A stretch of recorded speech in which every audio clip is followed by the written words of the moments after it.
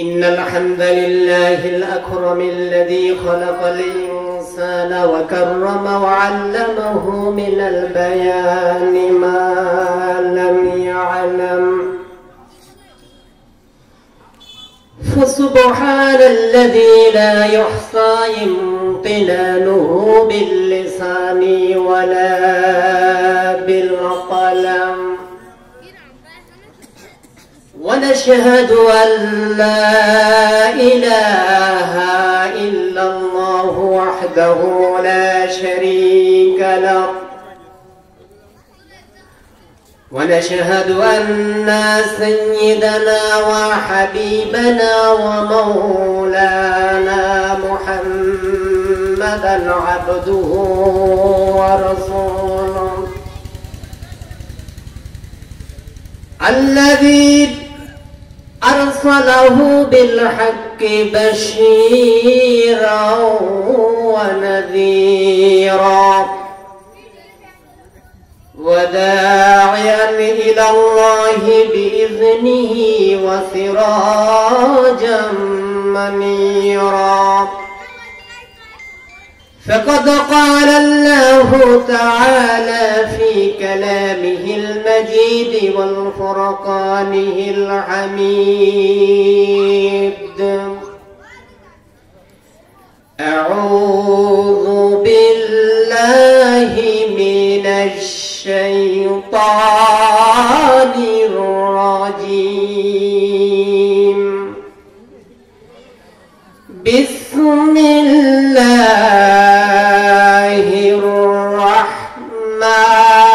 الرحمن الرحيم إن الله وملائكته يصلون على النبي يا أيها الذين آمنوا صلوا عليه وسلموا تسليما اللهم صل على سيدنا مولانا محمد وعلى آل سيدنا مولانا محمد জোরে জোরে পড়েন দুরূদ আমিন ভাই বসিয়া মদের দুরূদ শোনেন গো নবীজি আর রওজা পাকে শুইয়া আল্লাহুম্মা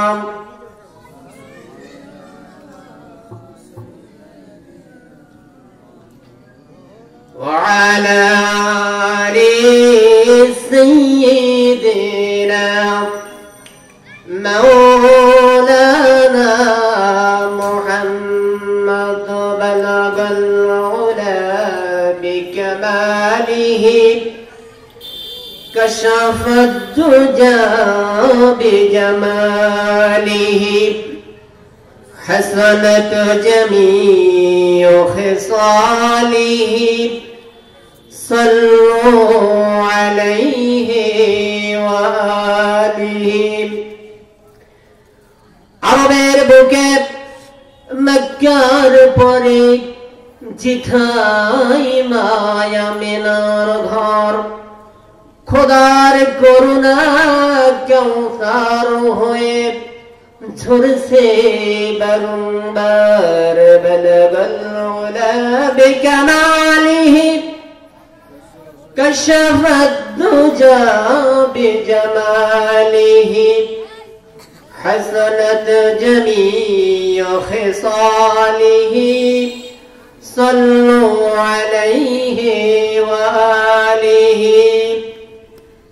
আমরা সকলে মহব্বতের সাথে একটু জিকির করি لا إله إلا الله لا إله إلا الله لا إله إلا الله سبحان الله الحمد لله لا إله إلا الله سبحان الله والحمد لله لا إله إلا الله لا إله إلا الله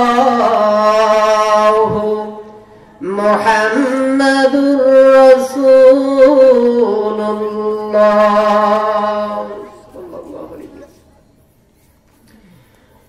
ঐতিহ্যবাহী লাহুরিয়া তালুকপাড়া শহীদ নুরুল হক কুরআনিয়া হাফিজিয়া মাদ্রাসার উদ্যোগে পঞ্চম বার্ষিক তাফসীরুল কুরআন মাহফিলের উপস্থিত আছেন আজকের মাহফিলের স্বনামধন্য সভাপতি হাফেজ মাওলানা ডক্টর সৈয়দ মাহমুদুল হাসান সাহেব, উপস্থিত আছেন আজকের মাহফিলের মধ্যমণি বিশিষ্ট আলেমে দ্বীন হযরতুল আল্লাম হযরত মাওলানা মুহাম্মদ রহমাতুল্লাহ আজাদি সাহেব, উপস্থিত আছেন আজকের মাহফিলের বিশেষ আকর্ষণ মাওলানা এম তাওহীদুল ইসলাম সিদ্দিকী সাহেব। আল্লাহ পাক প্রত্যেককে হায়াতে তয়্যিবা সিয়াতে কুল্লিয়া দান করুন, সকলে বলি আমিন। আরো জোরে বলি আমিন। আমি অত্যন্ত বিচলিত মাহফিলের ময়দানের অবস্থা দেখে।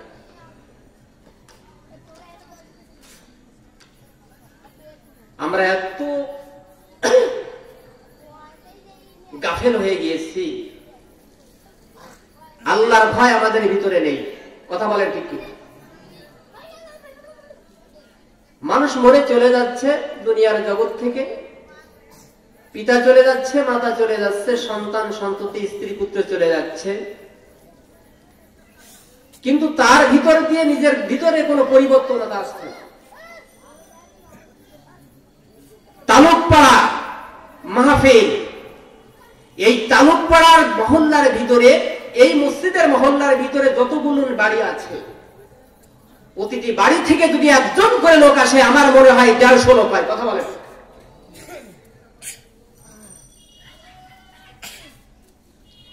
মাহফিলের ইয়ার উদ্দেশ্যটা কি? মানুষকে দ্বীনের কথা শোনানো, আর শুনে মানুষ কি আমল করুক, পরিবর্তন হয়ে পথে এসে যাক। কথা বলে ঠিক কিনা? আর আমাদের ভিতরে কোন পরিবর্তনতা নেই। আল্লাহ পাক আমাদের প্রত্যেককে হিদায়াতে মোবারক নসিব করুন, সকলে বলি আমিন। আমার বন্ধুগণ, আজকে তাফসীর কুরআন মাহফিল বিভিন্ন জায়গায় দেখছি, ইউটিউবের ভিতরে যাবে দেখলেন, সেখানে যে দেখা যায় যে মানুষ যখন মাহফিলে বক্তা আলোচনা করছে, তাকে বিভিন্ন প্রকার সাজেশন দেওয়া হচ্ছে যে এই বিষয় নিয়ে আলোচনা করবেন, এর বাইরে যাবেন না। কথা বলেন। তাহলে এইখানে এলে তাদের সমস্যা, এখানে এলে করোনা বেড়ে যায়। কথা বলেন। এখানে এলে করোনা বেড়ে যায়, কিন্তু আন্তর্জাতিক বাণিজ্য মেলা হচ্ছে, একের সাথে একে মিলে মিশে সেখানে চলাচল করছে। আমার মনে হয় করোনা সেখানে যেতে ভয় পায়। কথা বলেন না কেন?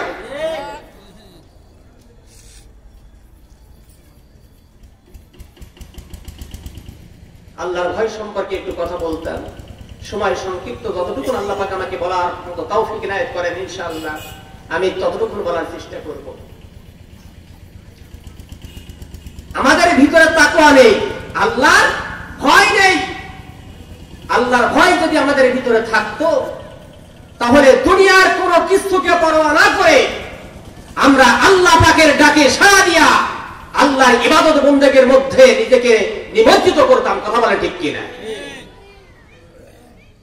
আজকে মাহফিল হচ্ছে, মানুষ এখানে আসবে, এত সুন্দর করে সামিয়ানা করা হয়েছে, চতুর্দিকে সাজসজ্জা, সেখানে ডেকেও কাউকে পাওয়া যায় না, অথচ গ্রামের প্যান্ডেলে মানুষকে দাওয়াত দেওয়া লাগে না, বিনা দাওয়াতে হাজির হয়ে যায়।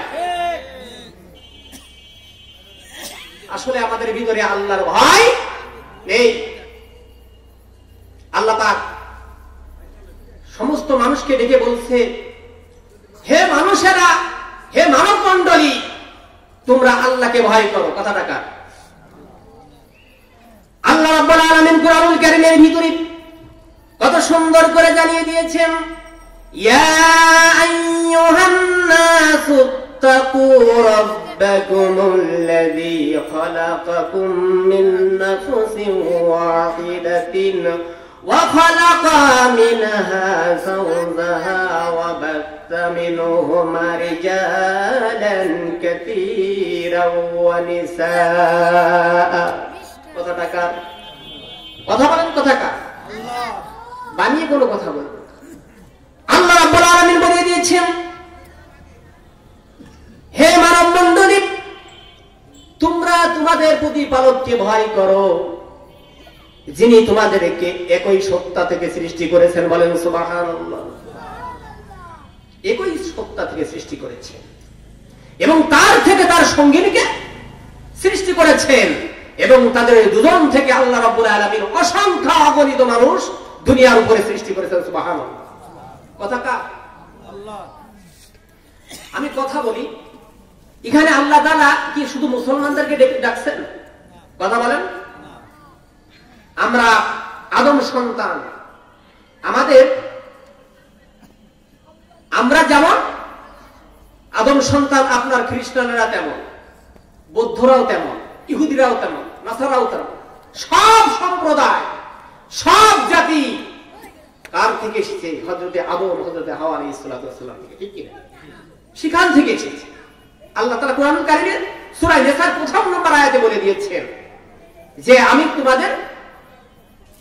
তোমাদের একই সত্তা থেকে সৃষ্টি করেছি, তার থেকে তার সঙ্গিনীকে সৃষ্টি করেছি, এবং তাদের দুজন থেকে অসংখ্য অগণিত মানুষ আমি দুনিয়ার উপরে প্রেরণ করেছি। সুবহানাল্লাহ, সুবহানাল্লাহিল আযীম।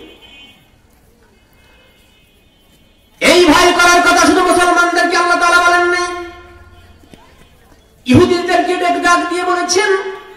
খ্রিস্টান, হিন্দু, ইহুদি, বৌদ্ধ, নাসারা, যত সম্প্রদায়, যত জাতি আছে, যত গোত্র আছে, সমস্ত জাতি, সমস্ত গোত্রকে আল্লাহ রাব্বুল আলামিন সম্বোধন করেছেন, তোমরা আল্লাহ রাব্বুল আলামিনকে ভয় করো। সব জাতিকে ডাক দিয়েছে। এখন তাকওয়া কাকে বলে? তাকওয়া শব্দটি আরবি, এটা বেকায়াতুন শব্দের মূল ধাতু, যার অর্থ বাঁচা, নিষ্কৃতি, মুক্তি, সতর্কতা ইত্যাদি। বুঝার চেষ্টা করবেন তাকওয়া কাকে বলে। তাকওয়া শব্দের অর্থ হচ্ছে বাঁচা, নিষ্কৃতি, মুক্তি, সতর্কতা ইত্যাদি। এখন তাকওয়া কাকে বলে? শরীয়তের পরিভাষায় সর্বদা আল্লাহ পাকের স্মরণ অন্তরে জাগ্রত রেখে রাসূল করিম সাল্লাল্লাহু আলাইহি ওয়াসাল্লামের প্রদর্শিত পথে জীবন পরিচালনা করার নাম হলো তাকওয়া। কথা বলে ঠিক কিনা? এখানে কোনো কিছু বাদ দেওয়া যাবে না, একেবারে তাকওয়া। সুতরাং জীবনের প্রতিটি ক্ষেত্রে আল্লাহর একটা হুকুম যেন লঙ্ঘিত না হয়, সেই দিকে সতর্ক দৃষ্টি রেখে জীবন পরিচালনা করার নাম হলো তাকওয়া। কথা বলেন ঠিক কিনা? একবার হযরত উমর ইবনে খাত্তাব রাদিয়াল্লাহু তাআলা আনহু হযরত কাব রাদিয়াল্লাহু তাআলা আনহুকে বলেছেন, হে কাব, তুমি আমাকে তাকওয়ার ব্যাখ্যা দাও। হযরত কাব রাদিয়াল্লাহু তাআলা আনহু বললেন, আপনি কি কখন কাটা ঘেরা পথ অতিক্রম করেছেন? হযরত উমর ইবনে খাত্তাব রাদিয়াল্লাহু তাআলা বলছেন, হ্যাঁ করেছি। তখন আপনি কি করতেন? আমি অত্যন্ত সতর্কতার সাথে সেটাকে অতিক্রম করে এসেছি। হযরত কাব রাদিয়াল্লাহু তাআলা আনহু বললেন, এটাই হলো তাকওয়া। এটা কি তাকওয়া? সুতরাং একটা সুস্থ সমাজ জাতিকে উপহার দিতে তাকওয়ার কোনো বিকল্প, কথা বলবেন কিন্তু, তাকওয়ার কোনো বিকল্প আছে? সম্মানিত ভাইয়েরা আমার,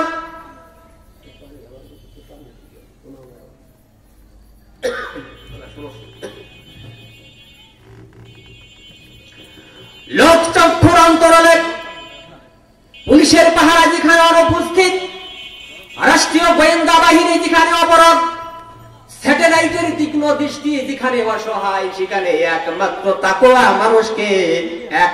তাকওয়া মানুষকে সমস্ত প্রকার পাপাচার থেকে ফিরাতে পারে। বলেন সুবহানাল্লাহ।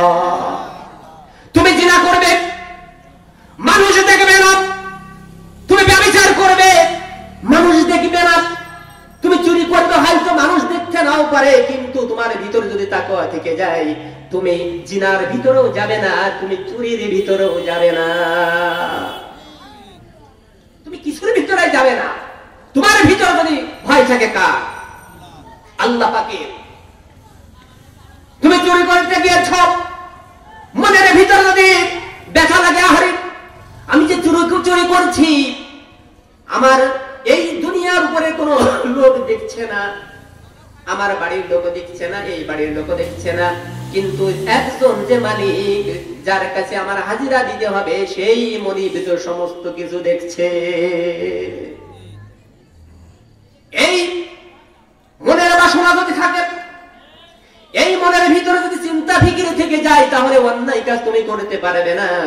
একজনের মাথার উপর আঘাত করতে পারবে না, একজনের বাড়ি চুরি করতে পারবে না, জিনা করতে পারবে না, রক্তপাত, হত্যা কোনো কিছু তোমার দ্বারা সংগঠিত হতে পারে না।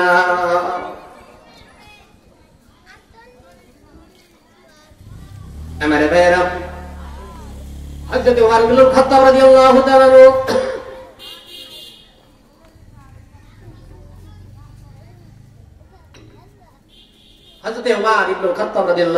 তার শাসন আমলে তিনি প্রজা সাধারণের অবস্থা সরজমিনে দেখতে যেতেন না, জানেন না ইতিহাস? তিনি সরজমিনে দেখতেন আমার প্রজা কোন ভাবে চলছে, কে খেয়ে আছে, কে না খেয়ে আছে। তিনি সরজমিনে নিজ চোখে দেখে বেড়াতেন। একদিন ঘুরতে ঘুরতে তিনি চলে গেলেন, এক রাখাল বকরি চড়াচ্ছে। এই রাখালের কাছে যেয়ে বলছে, ভাই আমি তো বড় তৃষ্ণার্ত পিপাসিত, আপনি আপনার বকরি থেকে আমাকে একটু দুধ দহন করে দিয়ে আমি যাতে আমার এই তৃষ্ণা নিবারণ করতে পারি।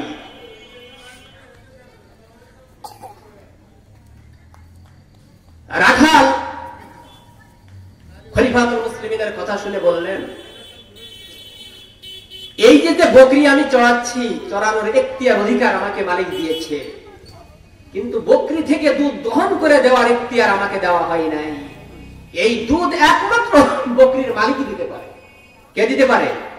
বকরির মালিক। হযরত ওমর ইবনে খাত্তাব রাদিয়াল্লাহু তাআলা বললেন, ভাই তাহলে একটি কাজ করুন, একটা বকরি আমার কাছে বিক্রি করে দেন, যাতে করে আপনি কিছু অর্থ পেলেন, আমারও তৃষ্ণা মিটে গেল। বকরির মালিকও দেখছে না, আপনি আর আমি, আমার দুইজনের ভিতরে সমন্বয় ঘটবে, কেউ দেখবে না। বকরির মালিক বলল, রাখাল বলল, হযরত ওমর ইবনে খাত্তাব রাদিয়াল্লাহু তাআলা আনহুর কথা শুনে বলল, ইয়া হাদা ফাইনাল্লাহ, ওহে আল্লাহর বান্দা, দুধ দহন করে দিচ্ছি, বিক্রি করে দিচ্ছি, এই জগতের কেউ দেখবে না, জমিনের কেউ দেখবে না, আসমানের কেউ দেখবে না, কিন্তু প্রকৃত মালিক যিনি, তিনি তো আমার সমস্ত বিষয়ে অবগত। তখন একজন বকরির যে রাখাল, তার ভিতরে আল্লাহ পাকের ভয়, তাকওয়া বিরাজমান। কিন্তু বর্তমান সমাজে একজন শিক্ষিত লোকের ভিতরে এই তাকওয়ার লেশ মাত্র নেই। কথা বলেন ঠিক কিনা?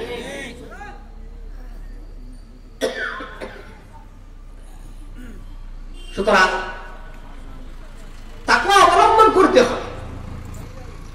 আর তাকে অবলম্বন করতে যে আপনার যদি কোনো কিছু কমতি হয়ে যায়, আপনার কিছু আসে যায় না। আপনি ভয় করছেন কাকে? কাকে ভয় করছেন? আল্লাহ রাব্বুল আলামিন বলেন, ইয়া আইয়ুহান নাসু তাকু রাব্বাকুম ইন্না সালসালাতাস সাআতি শাইউন আযীম। কথাটা কার? আল্লাহ রাব্বুল আলামিন বলেন, হে মানব মণ্ডলী, তোমরা তোমাদের প্রতিপালককে ভয় করো, নিশ্চয় কিয়ামতের কম্পন অত্যন্ত ভয়ঙ্কর। এখন কিয়ামত কি আমরা বিশ্বাস করি? কথা বলেন, হবে কিয়ামত? হবে? আমরা মরবো? আমরা কি মরবো? না।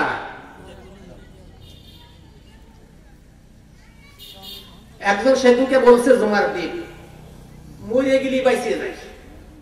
কথা বলছে কি? মরে গেলে বাইসে যায়। ও বাঁচবে না, মরবে জানে। কুরআনুল কারীমের ভিতরে আল্লাহ তাআলা বলছেন মৃত্যুর যন্ত্রণা আছে। হাদিস শরীফে রাসূল করিম সাল্লাল্লাহু আলাইহি ওয়াসাল্লাম বলছেন মৃত্যুর যন্ত্রণা হবেই। অন্য আয়াতে আসছে যে মৃত্যুর যন্ত্রণা মুমিন বান্দা ঠিক পাবে না। এখন দুটি আয়াতের সমন্বয় হলো, যদি মনে করেন একটা লোক আক্রান্ত হয়েছে রোগে, তাকে অপারেশন করতে হবে। কি করতে হবে? অপারেশন। এখন অপারেশন করতে গেলে তাকে অবাস করে নেয় না, তাকে বেহুশ করে নেয় না, ইনজেকশন দিয়ে দেয় চেতনানাশক, যাতে সে ব্যথা বেদনা কোনো কিছু টের না পায়। এখন মুমিন বান্দার মৃত্যু কেমন হতে পারে এটা একটা উদাহরণ।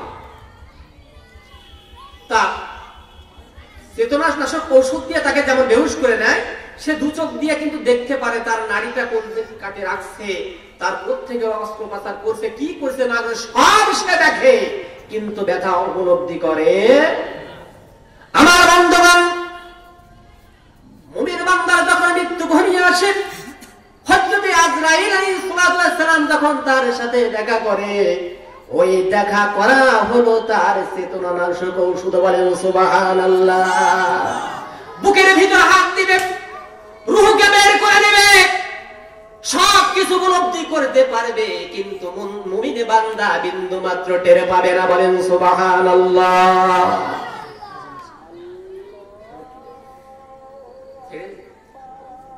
একটু বিরতি দিয়ে